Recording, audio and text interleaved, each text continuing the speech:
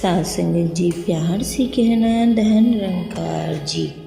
साथ संगत जी आप सभी श्रवण करते हैं सतगुरु बाबा गुरबचन सिंह जी महाराज के जीवन पर लिखी गई पुस्तक जीवन शिक्षा। आप जी इसका आनंद लें।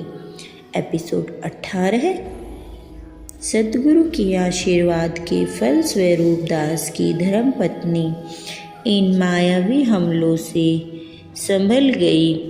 सतगुरु ने कुम्हार की तरह हर पल अपने सहारे का हाथ हमारे ऊपर रखा। अगर बाहर से कोई चोट लगी भी थी तो शायद भक्ति रूपी बर्तन को चमकाने के लिए ही थी। आज इस घटना के 30 वर्ष बाद भी श्री सतगुरु के चरणों में बार बार झुक जाता है, जो अपने सेवक की शक्ति का स्रोत बने रहते हैं।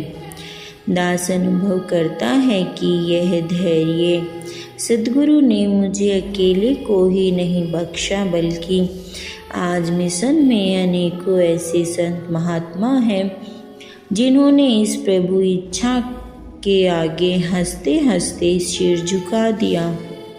शहंशाह बाबा अवतार सिंह जी के बारे में तो सुना था कि जब वह भक्त या गुरसिख के रूप में थे तो उनके बेटे का मृतक शरीर अंदर कमरे में पड़ा था और बाहर उन्होंने प्रतिदिन सुबह की संगत में आने वाले महापुरुषों की सेवा इस प्रकार की जैसे कुछ हुआ ही न हो। तभी तो उनके गुरु बाबा बूटा सिंह जी ने उन्हें वर दिया था कि अवतार सिंह पूर्ण गुरसिख है। जब यह घटना घटी तो उस समय बाबा अवतार सिंह जी भी तो गुरसिख ही थे। यही बस नहीं, जब गुरु रूप में थे उनके 18 साल के नौजवान सुपुत्र सज्जन सिंह जी की शारीरिक यात्रा संपन्न होने पर आपने उनके शरीर को बैंड बाजों के साथ शमशान घाट पहुंचाया। उन्होंने यह कर दिखाया कि देनहार मालिक की अमानत वापस कैसे की जाती है। आज दास के मन में उन अनेकों गुरमुखों का ध्यान आ रहा है जिन्होंने ऐसे समय पूर्ण भक्त का या पूर्ण गुरसिख का रूप पेश किया और भाने को बहुत धैर्य से सहन किया।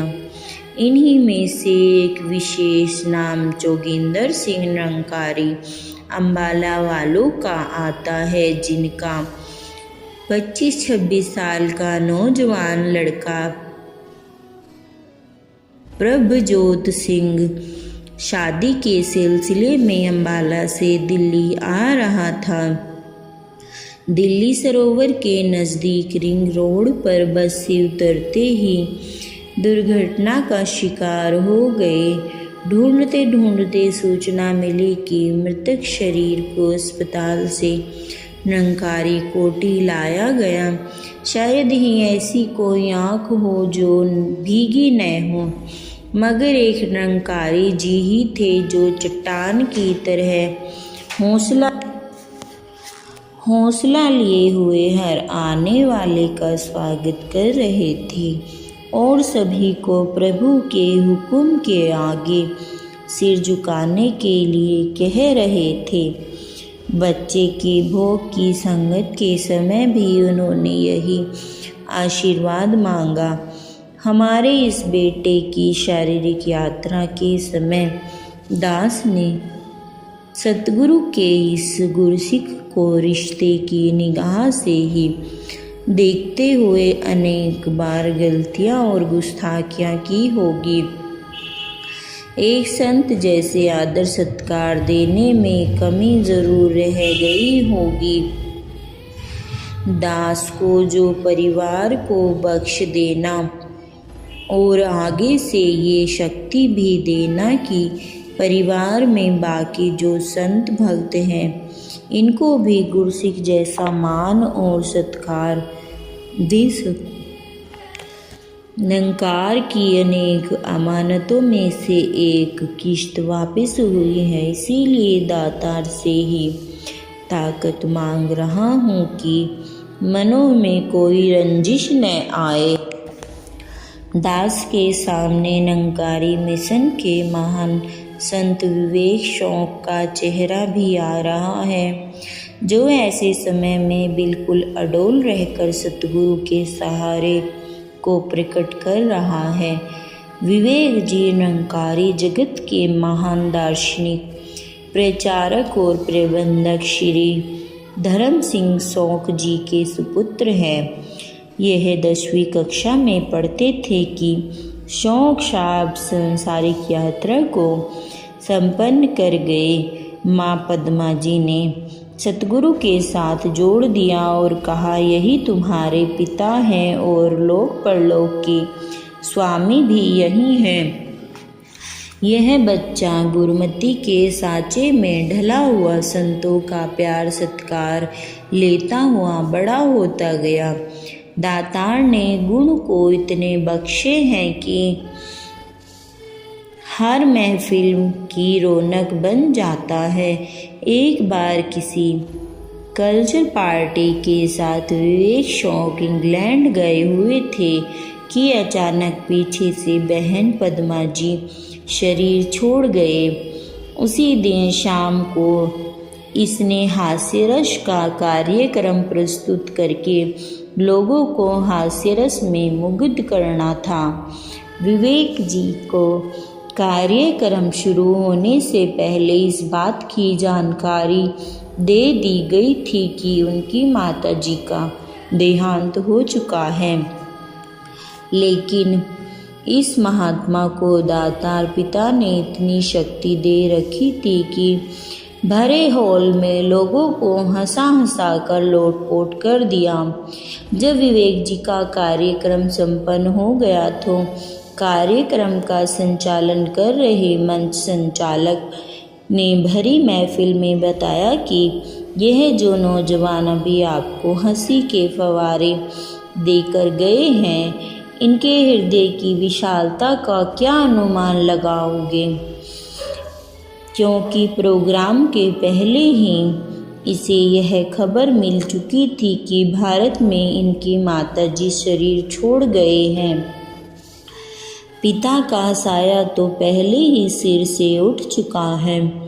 इस नौजवान ने अभी भारत के लिए हवाई जहाज पर जाना है, मगर इनके चेहरे पर इस दुख का कोई निशान नहीं नजर आ रहा। इसने बखूबी अपना रोल निभाया है।